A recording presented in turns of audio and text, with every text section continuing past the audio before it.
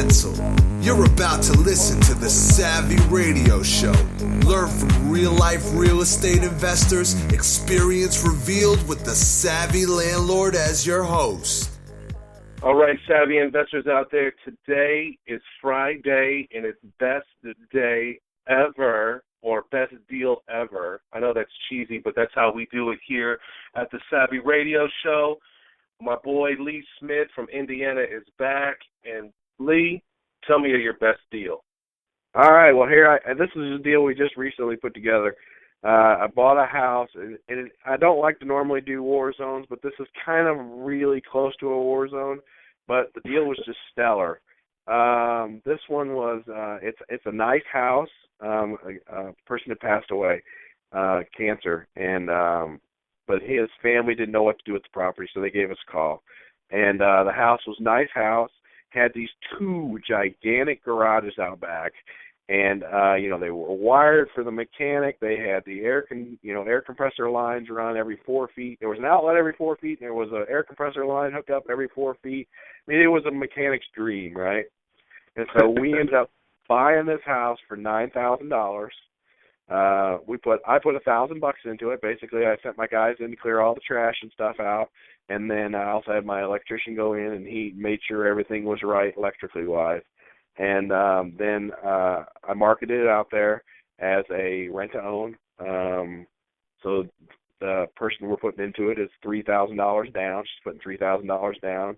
She's going to pay $40,000, or the $37,000 over 15 years at 8% interest.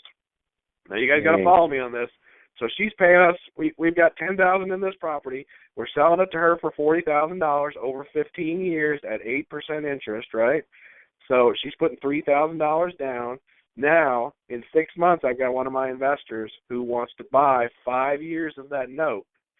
And my investor is going to get a 10% return on that 5 years of note, and you can get your financial mortgage calculators out. You can figure this all out. So I'm just going to tell you the hard numbers here. So I got $10,000 in this property. This girl's giving me $3,000 to buy this property. I'm going to sell 5 years of the note to an investor of mine for $14,000 and some change, right?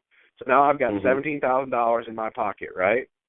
So $10,000 is what I pay for this house. So I've got $7,000 net, basically. We have to do taxes out of that, but whatever. After the girl paid her $3,000 down, got it? Yeah, right. $3,000 down from the girl, $14,000 from my investor who wants 5 years of that 15-year note. So I've got an additional $7,000 in my pocket, and and the house is paid for at this point.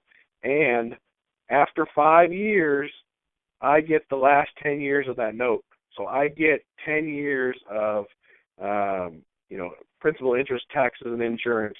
What do you mean? Taxes and insurance go to the government and to the insurance company, but I get the principal and interest for 10 more years after 5 years from now.